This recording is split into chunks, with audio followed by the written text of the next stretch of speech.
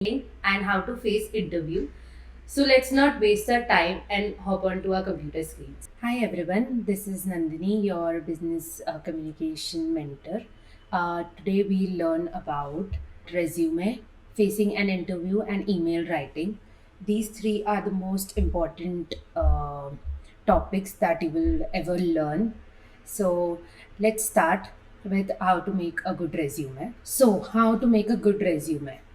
The simpler, remember, the simpler you make it, the more persuasive it is, the more attractive it is, the more easy to read it is. So keep in mind to make it as simple as possible. Now, what is CV? Before that, we'll learn that how to make how why the CV is important, how we can build it, and what are the elements to be included and not to be included. So, what is CV? CV is a document that summarizes your personality. It includes your education, your skills, your achievements, and your accomplishment. It is used when applying for a job or for an interview or for an internship as well. So it is the most important document that creates the first impression in front of the interviewer. Now, why is CV important? See, it is very important to create a good CV because it is the first document that gives the first impression to the employer on what are your personality, what are the achievements, and what are the who will be applying. Are you matching the values of the company? Are you matching the fit of the company that they are looking for, right? And let's move forward to how to build a CV. So, in this, we'll cover three topics, that is, the type of formats, point to be included, and do's and don'ts, basic do's and don'ts. So, CV can be of many formats, right? First, the most used is the most historic one is the chronological resume, which means list your work history in reverse order. That is, for example, not only work history, you can list you must also list the education history in reverse order. Like, first you have to include your 12th class, then include your 11th, then include your 10th, then include your 9th. This is the chronological resume. Then comes the functional or skill based resume. Function or it, as the term suggests, skill based means you have to focus on the skills and strength of that are important to the employer. Like if you're applying for a finance job, so you must include the skills that you have related to finance, not related to marketing, not related to your graphic designing. Focus on in what sector you are applying. Then comes the combination resume, in which you can include the chronological resume format and skill based as well. That is to blend the flexibility and strength of the other two type of resume. Like for example, same if you are applying for any finance job, if you have skills or internship you have done regarding that, then you must list in the reverse order. So that is the combination resume. It is the most used and the most frequently accepted resume, and you must try to apply this. Moving to what points to be included in CV. So these are the basic points that should be there in your CV. That is personal details, professional objective, work experience, education, skills, achievements and certificates, and additional section like hobbies and interest. We'll dive into it in detail. Moving to personal details. So personal detail includes name, email address, phone number, LinkedIn URL. Also, you can also create a website of your own, including your portfolio, including your work. Like you could have any your personal website as well in that. Next, professional objective.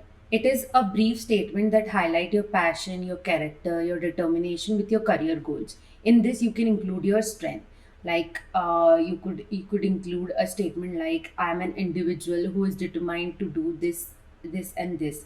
So this is a very brief statement, not too exaggerate, not too long, just very small, very to the point statement that defines your character, right? Now moving to work experience. So list down your employment history in reverse chronological order. Include the job title, company name, dates of employment, and description of your responsibilities and achievements. So you are teenagers, right? You don't have that much experience currently. So what should you add? You could add any side certification course if you have added, or you have done a small freelancing work, or you are doing internship with Yuva, I hope so. So you could include that, so that will come in your work experience. It is not necessary that you should have a long detail of work experience, like I have done this. Have it small, have it limited, but it should be that thoroughly that you should know the ins and out of that work. Moving to education, include your 9 to 12th class details from recent to past, like I have mentioned before. Mention your CGPA or percentage, and what are the streams you have chosen, what are the extra subject you have chosen, and what is the institution name. Moving to skills. So these could include technical skills such as programming language, and soft skills such as communication, problem solving, teamwork. You should tailor this section according to the employer's need, not uh, not irrelevant activities. You should include like if you are applying for a programming web development job, right? So these are the skills you would be requiring, like learning JavaScript, Python. So you should learn this skill, tailor that, uh, practice that, then add in your skill section. Coming to achievements, they can be academic, co curricular, community service, leadership, artistic, or personal achievement. Like any achievement that, for example, NTSC scholar or some hackathon you have won, or you have won or performed good, or even you have participated. That will show your participation skills and achievements. Any medal you have run, any marathon you have run, not too detail again, but limited section. Next. Certification and online courses. You must have a lot of certifications or online courses that you have done in COVID. I think so. So you can mention that online courses or received certifications that are relevant.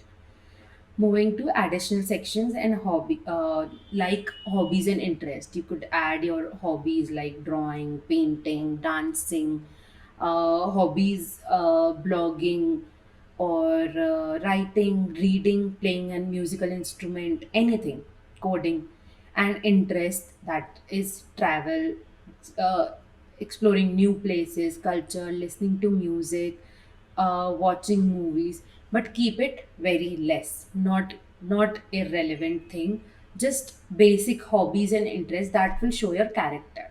You do not have to dive in detail in this section.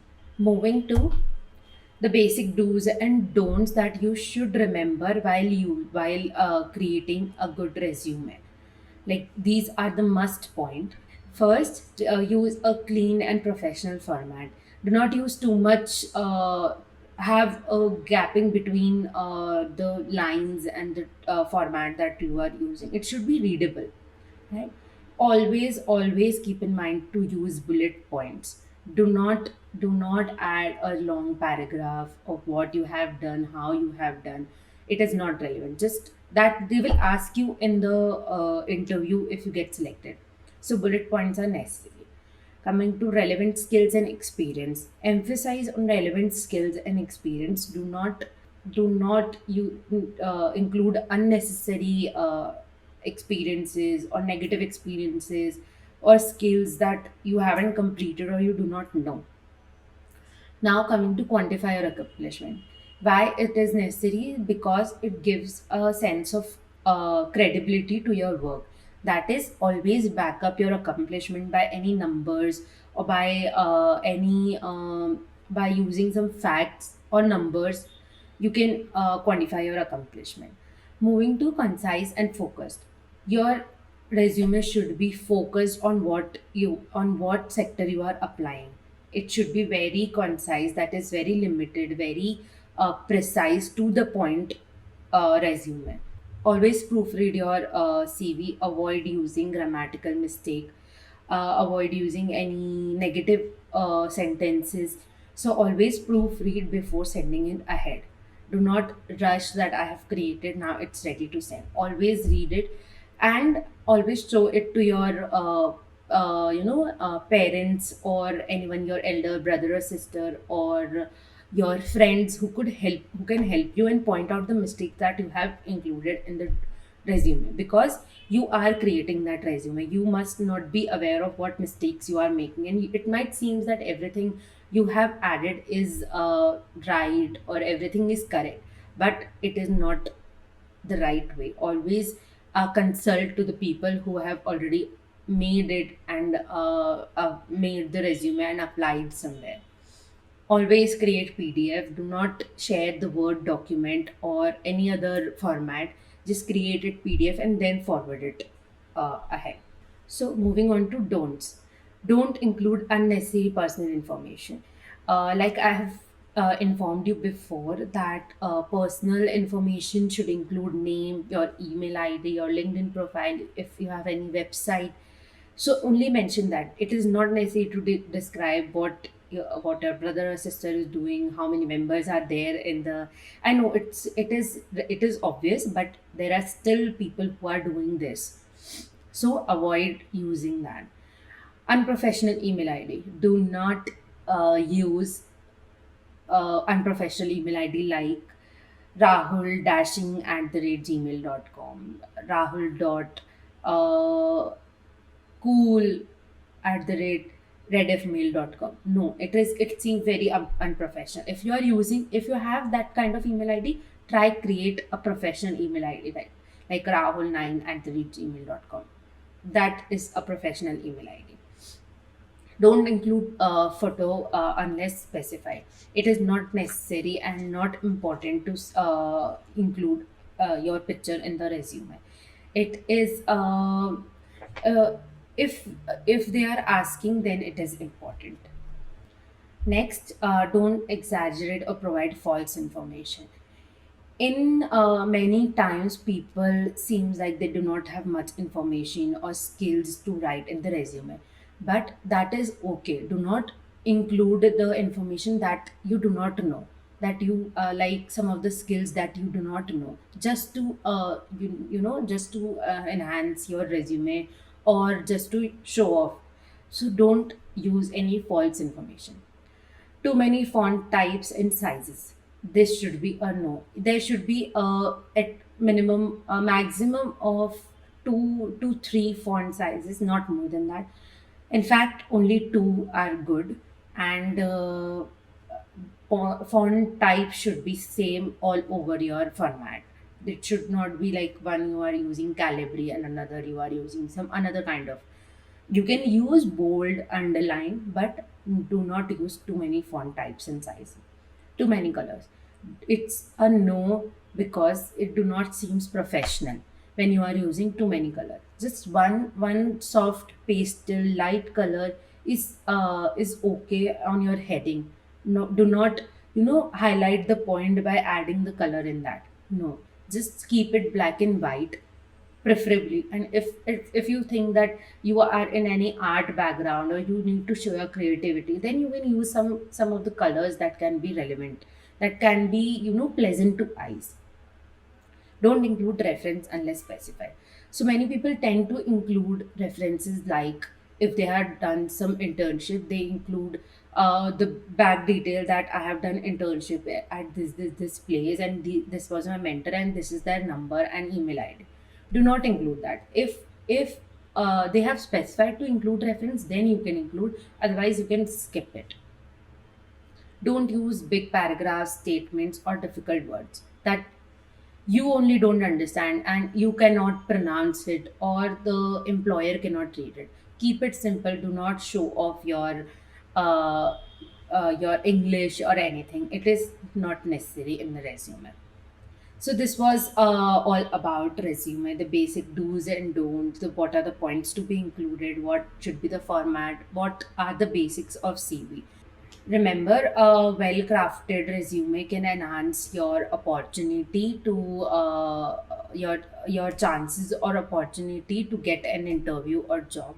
So keep it simple, keep it light, and just make it to the point.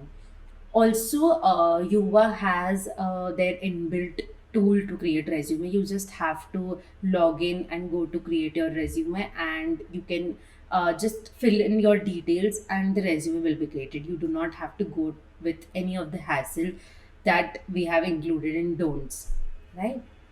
Okay. So at last, we'll just sum up. Adapt your resume to a specific position. Do not add too much in it.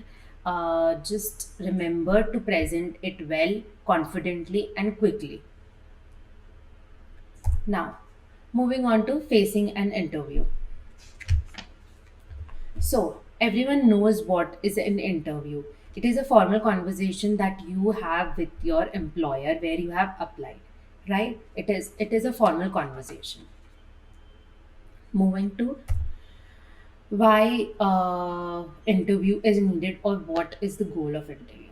So the goal of the interview is to assess the candidate's qualification and skills. It is used to evaluate what are your accomplishment, what are your qualification, what are your skills in detail, right? Then comes evaluate cultural fit. So it is done to check whether you fit in the company's values, mission statement, vision statement. Do know if you have the same thought process like them, and if you can help them build something new, something, help them achieve something, uh, something more. So it is used to evaluate that cultural fit. Next, determine communication and interpersonal skill. While you are giving an interview, the interviewer does not only see what is there in your resume and what is your character, but it is also done to check the communication skills and what are the interpersonal skills you have, like how you are presenting yourself, how much can you communicate, how much can you tackle the situation. So this is one of the important goal of interview. Next, address any clarification or concern. So, addressing if you have any doubt regarding the job or anything, you can ask and clarify. And if they have any interviewer, if have any questions regarding your resume, regarding your skills, regarding your work experience, they can have more clarity in that in detail, because it is not mentioned in the resume like what exactly have you done, right? So this is a way to have a clarification. Allow the candidate to learn about the company. So this goal is for you. Like they not only ask about yourself, they also allow you to learn about the company. What are they doing, what are their competitors, how are they, what is their position in the market. So it is also allow you to learn about the company. Then, moving to before the interviewer, what are the basic, very basic thing you should have before the interview? What, like preparation before the interviewer? So always keep a glass of water on your table in case you are not okay with the question they have asked. You can just take a deep breath, and you can just take a pause, have a glass of water, and then resume back. Think properly and then resume back. Keep a pen paper on your table. Always keep a pen and paper in your table to write what questions they have asked, what how you have responded, and where you have you think you have not responded very in a very good manner, or where you have stuck, so that you can, in case you do not get in this job, it will help you in the next interview. Keep on your table a hard copy of your CV that you have submitted. So 90% of the time they will ask question from your CV, from your resume that you have submitted. So always keep a copy on your desk, and if they are asking about work experience, just go through it quickly. And before also, like while before interviewing, go through that quickly, like what you have mentioned, so that you know how to respond to that. Make sure you sit at a place with minimum background noise. So nowadays, after COVID, people are adapting the online and offline interview also. So always sit where there is a minimum background. You should not sit in the balcony of your house or terrace of your house or near the kitchen place or any of the environment. Just sit in a very quiet, no, quiet background. Good internet connectivity in case of online interview. Always check your internet connectivity. Have backup for that. If you're in case your phone internet is not working, in case your Wi-Fi is not working, you should always have a backup of something so that it does not give a bad impression to your interviewer. Prepare a 1 minute introduction about yourself. So always be ready who you are. Like what is your introduction, what you have done, how you can present yourself in a different manner. So always prepare a 1 minute introduction of what you have done, what are you looking for, how can you improve yourself, and a little brief about yourself. So, what are the do's that you should keep in mind while giving the interview? Do research. Always go through the company's background in advance. Research in detail. What is the company doing? What are where are they situated in? What type of work they do? So always have a research paper done in before you go to the interview.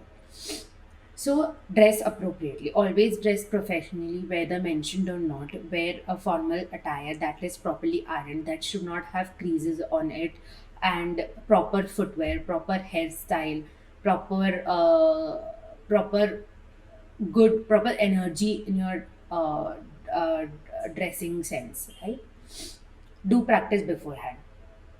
Before giving interview, always practice in front of mirror or in front of family member, like what you will tell about yourself. If they are asking any questions, how will you tackle that situation? If you do not have any answer to it, how will you respond to it? Do maintain eye contact. When an interviewer is asking you something, do not look like this, like that, like or beneath or anything. Maintain eye contact. If you do not know anything, then just ask them to give a minute to think and then respond. Think before you are responding. Always do arrive on time.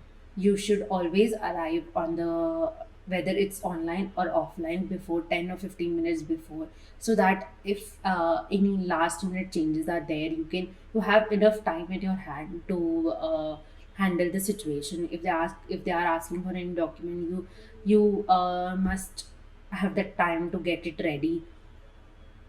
Or if by chance any before interview have cancelled, so your turn is must may come early. So always be there 10-15, or I think half an hour. You should take half an hour time before in hand to before your interview. Do maintain good body language. You should not like slouch, or you should not keep your legs up. Just be sit straight and maintain a good body posture. That will give the interviewer that you are giving a good energy about you are having a good sense about having an interview, and you are really interested in that job. Do highlight your achievements. If they are asking you questions, highlight your achievements that are relevant to them, not unnecessary details. Highlight what you have done. You can in the interview you can go in detail, like what these are the achievements I have done. I have achieved this number since I joined. So you can highlight these kind of thing. Do ask question. If you have any question related to their company, or related to not related to the interview or job, if you have any questions, follow up questions, that yeah, the company is doing this, then we can do this. Any suggestion, you can feel free to give that, but in a very polite, very positive manner. You should do not stop the interviewer or cut the interviewer in between, that you and overreact or over smartness is not the solution. Do follow up. You can always send a short message or email to the interviewer thanking you that they have given you opportunity after 24 or 48 hours, and express your gratitude for giving the opportunity. It is not necessary, but you can use this. Don'ts. Don't arrive unprepared. Like I have told, always research, always have a detailed research within yourself about the company, about yourself. Don't be late. Don't speak negatively. Don't speak about your negative experiences, negative managers experience, negative colleagues experiences. Do not mention that. It is very unnecessary. Don't dominate the conversation. Maintain a balanced conversation. Let them ask you the question, then respond. Do not cut them or interrupt in between. Right? Don't be dishonest. Like I have mentioned in the resume as well, that do not use anything that you do not know, or do not make up uh, yourself that you can do this, or you have done that. If it shows a very negative impression, and if they ask a follow-up question about that, then you will not be able to cope up with that question. So do not include that question. If they ask you about that, do you know this skill, say them, I do not know currently, but I am willing to learn more about it. Right? So do not be dishonest. Don't interrupt or speak over the interview. Always listen to them, then respond. Take a minute of your time, and then phrase a proper statement and then respond. Don't ask about salary or benefits prematurely. While you are giving interview is over now, you are about to leave, then you are asking about what would be the salary, what would be the benefits. Only ask that when you are offered something from the interviewer or from the company, then only you can discuss on this conversation. Do not discuss priorly. Just remember to be prepared, professional, respectful, and most importantly confident in your attitude. Moving to email writing. So it is very important to draft a good emails to your colleagues, to your bosses, to your anything related to professional or unprofessional. It is something that will be required at every stage of your life, starting from now. So we'll learn about what is email writing, how to write it, and what could be the relevant things you could include in that. So, email writing is what is email writing? Email writing refers to the act of composing and sending electronic messages through email platforms. You all know about what is an email, right? Why it is important. So, it shows professionalism. Properly written emails demonstrate professionalism and reflects positive image and your reputation. Clarity and communication. Email is a source of communication, right? It is a platform that will help you communicate clearly. So it is important to have clarity and a good communication to convey the message rightly and effectively. Building relationships. So email writing helps in fostering a good relationship with your, like, with whom you are writing. It shows a sense of respect, a sense of politeness, and it helps in effective relationship, creating building an effective relationship. Efficiency and productivity. Writing a clear and concise email helps you in efficiency and productivity, in conveying the message, in doing any kind of work or taking follow-ups. Proof. So in corporate world, always make a habit to write. Whether you have discussed anything in person, always make a habit to write an email, because it will be considered as a proof of what you are doing, what you have done, and what is discussed in that conversation. So that if anyone points you out anytime later, you have that proof that I have written to you, but you have not emailed me back, or you have not responded me back.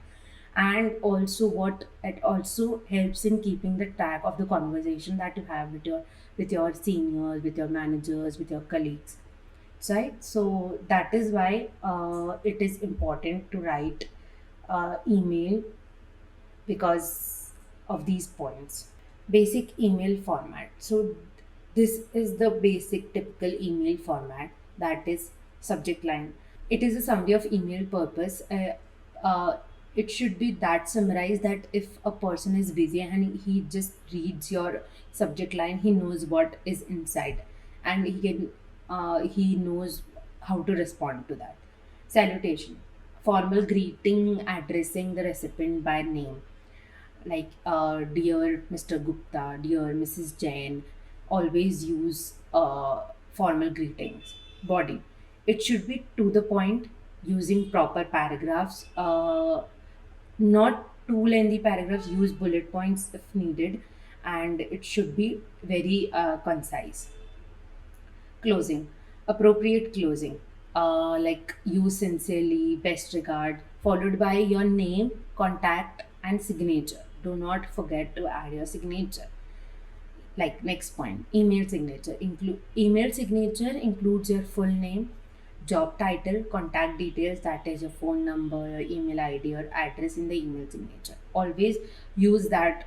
Use these basic email format while sending it to anyone. Do's.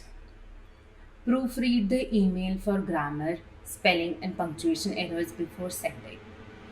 Always address the recipient appropriate, using their name and professional greeting that shows respect.